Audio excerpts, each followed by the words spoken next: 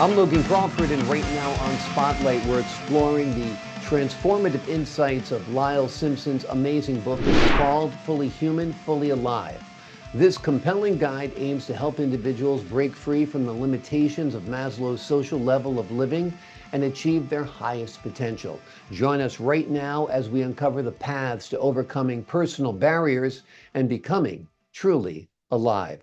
We're delighted to have this very talented author join us here today on Spotlight. We thank the team at Good River Print and Media for helping us put him in the spotlight today. And we ask viewers like you to support authors like him by subscribing to our channel and by purchasing his amazing book. The links are below this interview. Lyle, great to see you here today on Spotlight. I'm pleased to be here. I appreciate this opportunity to talk to you. Well, I appreciate you spending the time to talk to us. This is an amazing book. Let's start with the basics first. I talked about Maslow's hierarchy of needs earlier. What is that? Explain it to the folks at home. It's basically a roof over your head, food, your basic needs, but tell us a little bit more about it. Okay. It's a subject I've been studying now for 60 years. My undergraduate work was in psychology and philosophy, and I've been working very hard on this ever since. But psychology started with Sigmund Freud, who took people who had very abnormal behavior and through psychotherapy tried to bring them back into mainstream society so they'd act more normal. And so it started really as a negative science. And then the behaviorists came along. Everybody's heard of Pavlov's dog that you ring a bell, That bell. the dog salivates, right? So it proves that behavior can be conditioned. And so behaviorists really got into the realm of studying what causes needs to happen, what causes behavior. Their conclusion was it was need deprivation causes you to move forward. And the net result of that is that they were going off in a very intense direction. Maslow comes along having studied that subject, and he had two very nice professors that were beautiful people, but he couldn't figure out what the need deprivation was that caused them to be such nice people. So all of a sudden he concluded, hey, we've got all this backwards. These are the normal people. And to the extent you have need deprivation, you become abnormal, clear down to the people that Freud was dealing with. And so he started studying needs. And what he found, instead of it being a linear development, he knew that there were different drive strengths depending on what your need is. But what he really discovered that changes really how we look at life. He discovered that needs can be categorized in one of 6 different levels, and that the need drive strength of the lower level is twice that of the level above it. That's very significant, and that's what's really making what the purpose of this book all about. What he discovered is you got basic needs: food, water, sex, shelter, warmth. Missing any of those, your behavior will go to that. You got to go to the bathroom. Nothing else is really important at that time.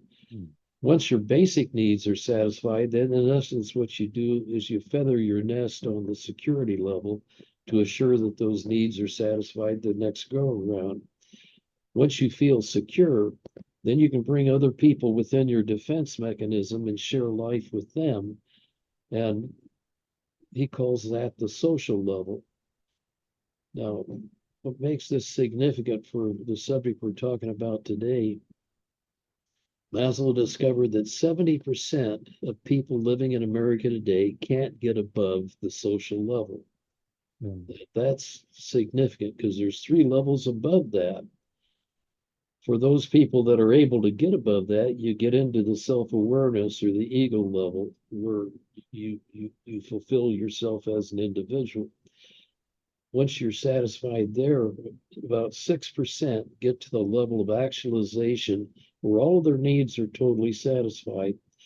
The next important part of this element is that our selfishness declines at that same rate. So somewhere in the middle of actualization, you no longer have any selfish motivation. Once you get there, 1% of society today can get to the point where they're fully alive, where they can dedicate their life for the benefit of others without any selfish reason for doing it. It's just the right thing to do. So they get a fulfilled existence that adds tremendous quality to their lives. Mm. Now, there's some good reasons why all of that happens. Once you have a belief, you can develop in what's called a scotoma, which is a mental block that keeps you from seeing any other belief. And so you can't hit your scotoma head on. Your body won't let you do that because it's hiding from you as well as everything else in order to protect you. And so if you've got a real firm belief, you got to recognize there's a whole bunch of information that could benefit you that you'll never see. And so one purpose of this book is to give you enough information so you can build bridges over these barriers so you can rise above them, so they're not blocking you from continuing your growth. And that's a pretty complex issue to discuss, in a few minutes that we've got to do it. Yeah. But the book gets you enough information so that you can see where you can feel your own barrier at some point. And if you realize you've got that barrier, and we all have some, you can build that bridge, and that'll let you grow beyond it. So that's what my book is there to help you do. What are some of these barriers that keep us from getting to the higher levels? Well, the quality of your life goes up dramatically with each level. You can appreciate the fact that there are a lot of people in the world who are still living on the basic level because they're hungry. Right. They can't see anything beyond that. Well, you can imagine what a poor life they really have. We're fortunate in America that doesn't include anybody here. Mm. Everybody, including the homeless, are fed. Once you're satisfied on that level and you can move to the security level so you know you're going to be satisfied the next level, your quality of life goes up. And once you're there, then you can have a relationship with someone else that's meaningful. The concept we have of love, or people you bring within your defense mechanism to share life with, that adds a lot of value to your life. But the quality of your life doesn't stop there unless you can't see beyond it. And my purpose of my book is to help you see beyond that so you can reach to the next level. Once you get to the level where you're self-aware and you fully can appreciate who you are as an individual, the quality of your life is dramatically improved. Once you get to that point, so you can self-actualize, where all of your needs are totally satisfied, you can get to a point that's called a peak experience. What a peak experience is sort of you're resonating with the world around you. It's like a speedboat that's plowing through the water that all of a sudden gets up on a plane. It can go much faster, much quicker, with a lot less energy. And so it can accomplish a heck of a lot more once you get up on that plane. And so the actualized level helps you do that. And for those people that are there and able to get there, they're a fulfilled individual. So now all of a sudden they can make their life even more meaningful because they can go out and make the world a better place because we've been here. If there is no such thing as a life after death, and I discuss that somewhat in the book, because it's important that you look at that subject. It's one of the beliefs that we have. Now, how does it affect you? Well, that's just one example, but if you believe it, if you look at it from that point of view, there may not be such a thing as a life after death. And therefore, your immortality comes from the fact you leave this world a better place because you've been here. And how you do that is complex, but it's very easy once you get to the point where you pass actualization. And then you're capable of giving your life not only so that the world's a better place, but you feel far more fulfilled as an individual. So it adds tremendous quality to your own life. Anyway, No, That's it's what. fascinating. It's a fascinating conversation, a fascinating topic. Let me play um, American here and ask you, is a lot of it tied to money? Like once you have enough money, you'll have enough food, you'll have proper shelter, you have access to a good vacation and a good education, rather, access to a lot of things in life that make overcoming the obstacles easier. So, is a lot of it tied to economics? Does money buy happiness? Let me ask you that way. The sense of success comes from the growth that you're on the path, as opposed to what happens when you finally get there. In my book, I discuss one example, a cat and a mouse. If that cat is totally filled, it might play with that mouse, Mm, but that doesn't make the cat happy. The mouse that's still hungry that catches the mouse, and all of a sudden that mouse is a lot happier. And so the growth through life is a process of constantly expanding your goals to reach to higher levels. I've given a third of my professional life as an attorney free to society one way or another. mm, And it's made a huge difference in my life because I can see a lot of things are happening today that wouldn't have happened had I not been there to help create that opportunity. That makes me feel better about me, mm, not because of ego. It makes me feel better about me because then I know I'm doing something worthwhile to help other people. mm. When I first started practicing law 60 years ago, I did what all lawyers did. I tried cases and I love the chess game in the courtroom. But all of a sudden I woke up and I felt, I feel guilty making someone else lose. Now, Mm, who the heck's going to want to hire a lawyer? It's going to feel guilty winning for them. yeah, So what am I going to do now? Well, I yeah. decided I only want to help people be successful in whatever they want to do. And so it changed my whole life. My problem was, okay, there's no examples at that point in time of people doing that. So how do I get there? I read a book by a woman by the name of Catherine Ponder, who said, if you want to make a change in your life, you got to have a fixed goal. And then you got to create a vacuum so that you'll move toward that goal. Of course, that's behavioral psychology. And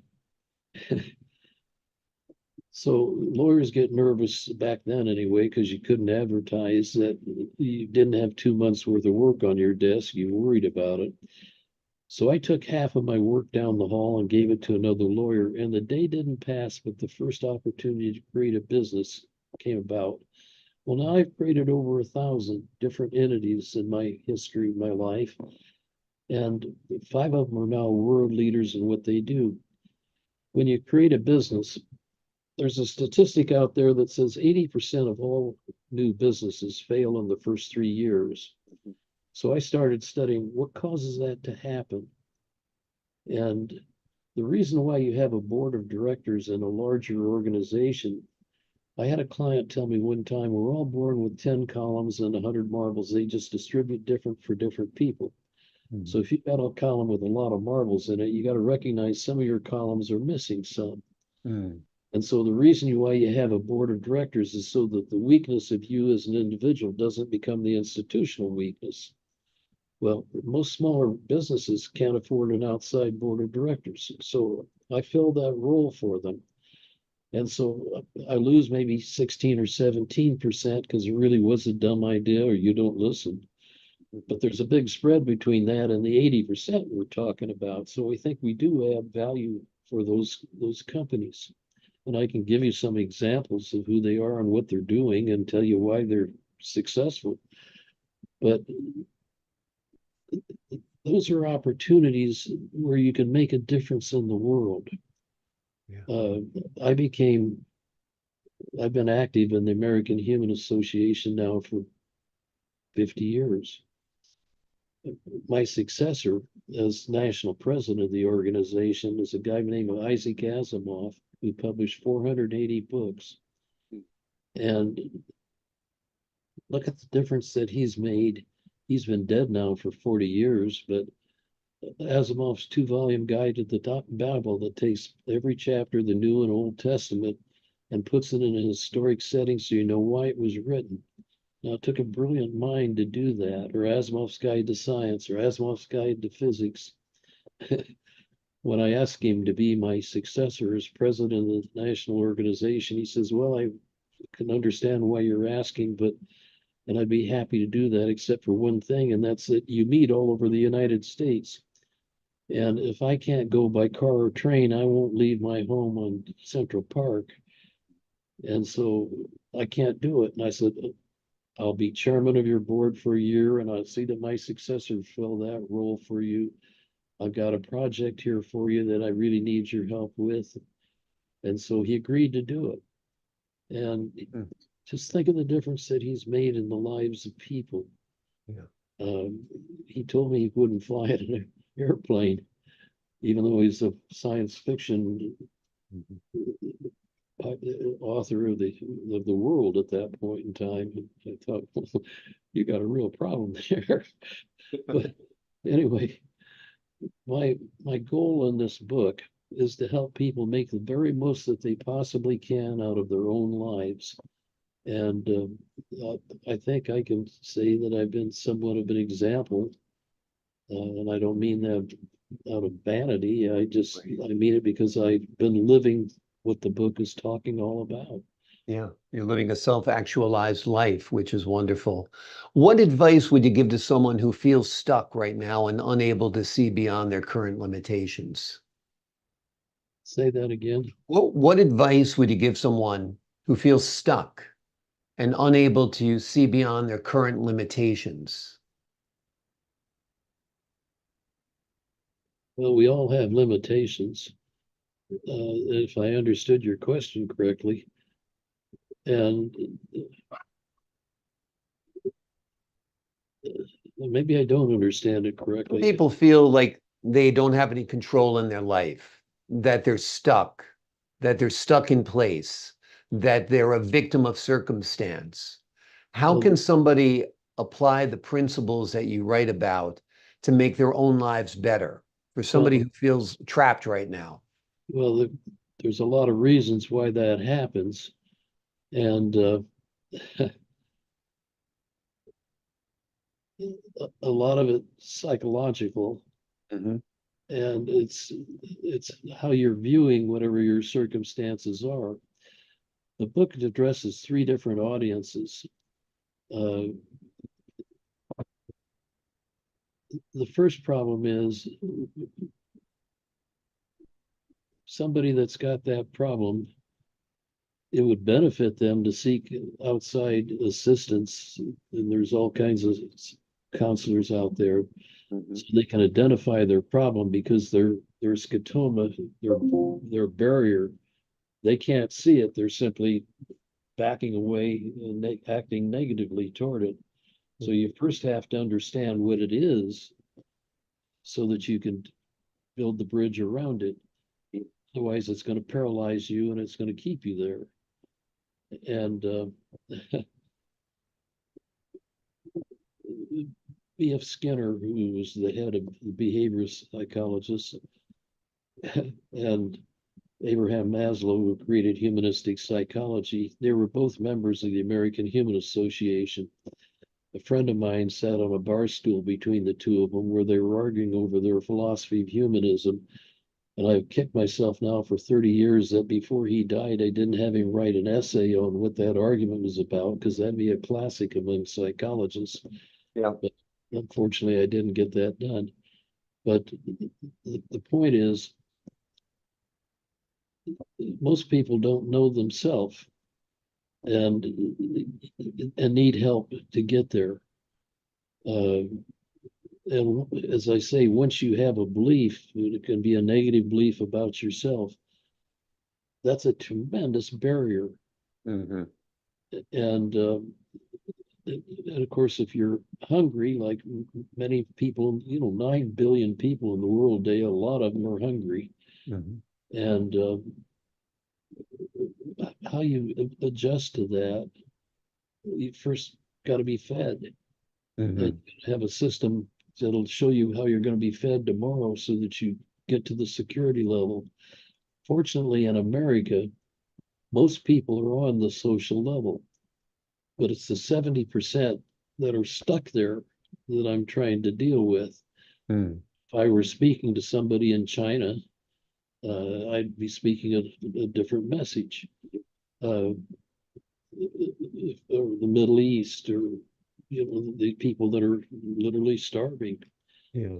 But in America, speaking to them, I can start on the social level and help them grow beyond that point. Yeah. No, absolutely. I believe beliefs are a complete barrier to our lives if we let them be. Beliefs can also be the gates that open up our lives. If we believe we can do something, we can achieve it, you actually can do it. If you believe you're lost, if you believe it's hopeless, it is hopeless, you are lost. So you're right. Those people do need to seek professional help. Listening again, I'm going to go back to money one more time. Do you feel like a universal basic income in this country would be helpful, or is it not needed because we have enough riches and people are doing okay? I didn't quite get the I was question. saying, do you think a universal basic income, giving people a certain amount of money to make sure their basic needs are met, food, clothing, shelter, health insurance, if those needs are met, do you think it'll help society advance? Well, it's a minimum requirement. I just sent a letter to a friend of mine who's the Secretary of Agriculture today, telling him that he's also got to do one more thing. He was bragging about the fact that he's issued more food stamps than anybody in history. I said, okay, I can understand the benefit of that, but now how do you help people get off of the food stamps by giving them a sense of responsibility for themselves? Right. You only do that by giving them opportunity to grow and gaining a feeling of success because they've reached the next level. Right. There's a lot of ways that our government and our culture can give people an opportunity to do something beyond themselves that helps them reach for the next level. And once they start down that path, that it's the moving toward the goal that gives them a sense of success. Once that happens, you can help them eventually grow to the point where they're off of food stamps. They Mhm. don't need the government support anymore. Now look what you've done to help those people. Yeah. And anyway, so I gave him a path to look at. I also sent him a copy of my book, Mhm. but I've known him for a long time. He was a governor here in Iowa, and we lived in the same apartment together, and Yeah. and we became pretty good friends.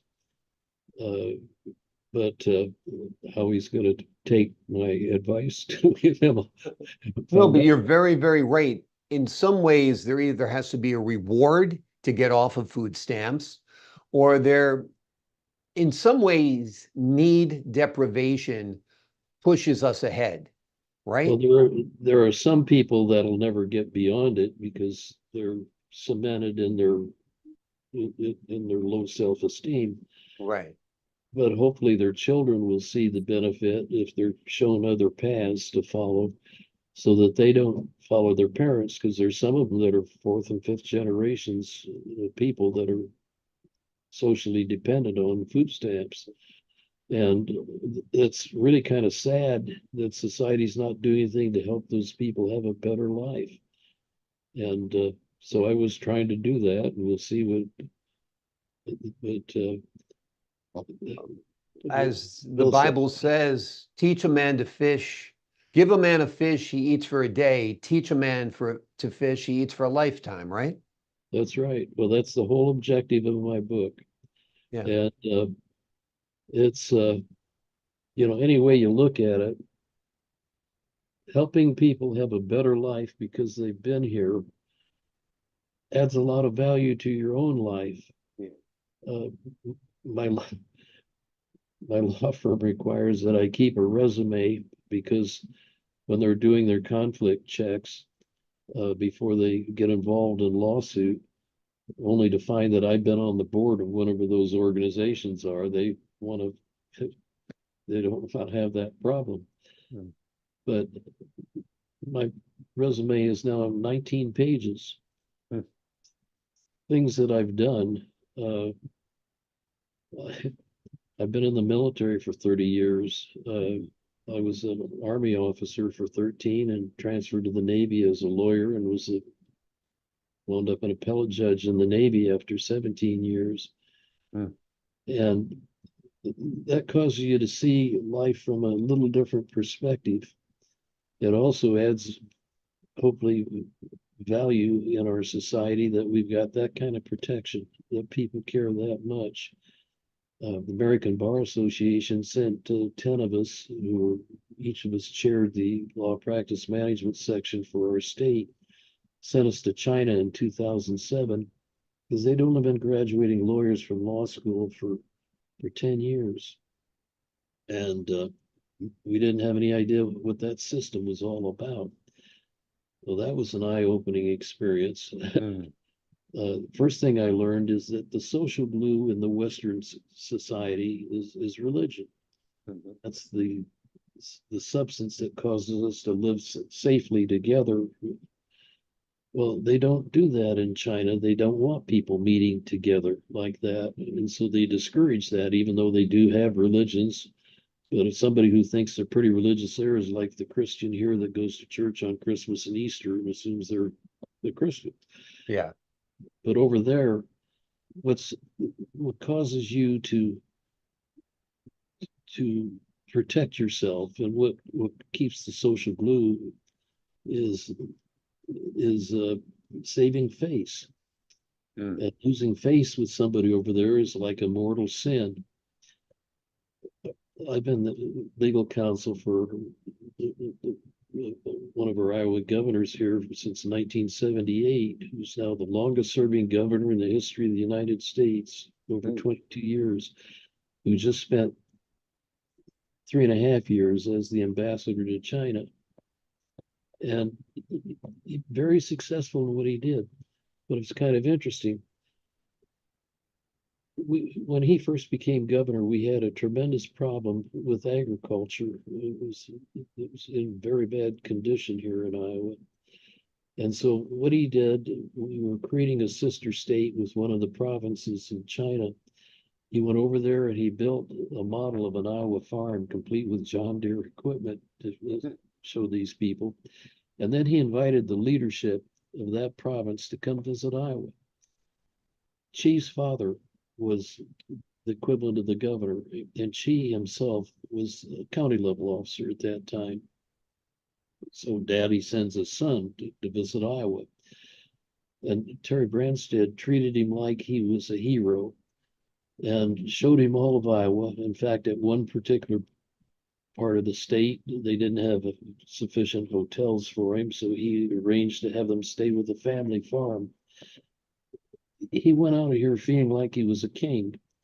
20 years later, when Xi was the vice president of China, Terry brought him back to Iowa and duplicated that trip for him. Except he forgot to invite me to come and have dinner with him a second time. But anyway, the point is, he has that kind of relationship with Xi.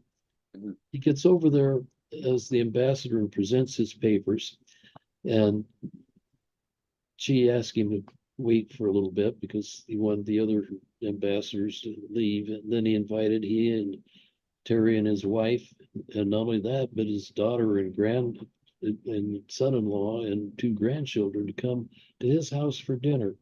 He's never done that before or since, but they've got that closer relationship.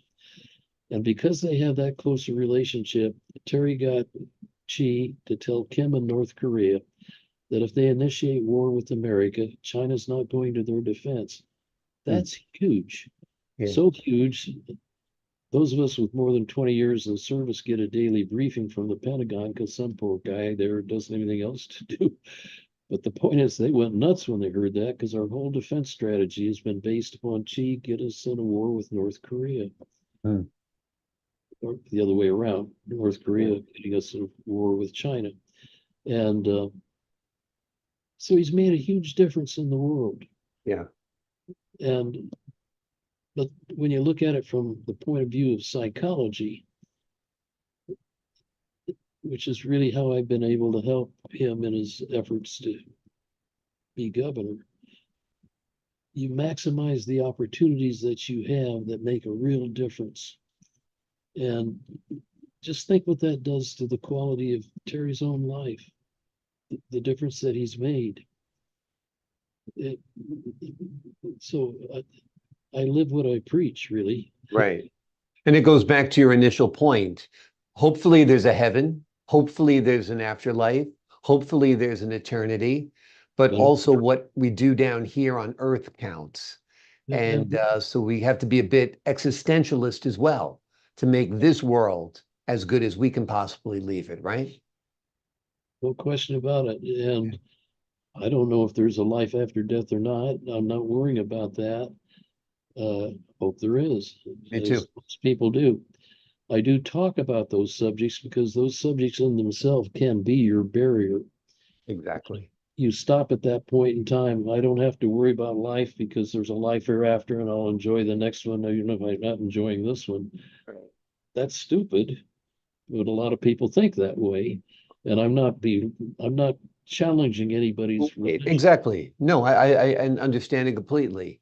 You have to you have to play with the hand you're dealt. Right now, we're given this life. Do the best and the most with it as possible. If you have another life after this, great, and we'll move on to that. But deal with this life first. It's a great book. It's written by Lyle Simpson. It is called Fully Human, Fully Alive. It's a compelling guide that aims to help individuals break free from the limitations of Maslow's social level of living and achieve their highest potential. It's a fascinating read. It's a wonderful book. It's a lifetime in the making. You will love Lyle's book. It'll help you contemplate about life in general and your life specifically. Lyle, thank you so much for joining us here today on Spotlight. Thank you for having me. I'm thrilled to have this opportunity to talk to you. Well, I'm thrilled to have you on the show. It was a great conversation. And to the folks at home, I'm Logan Crawford, thanking you for your time this time. Until next time on Spotlight. Thank you.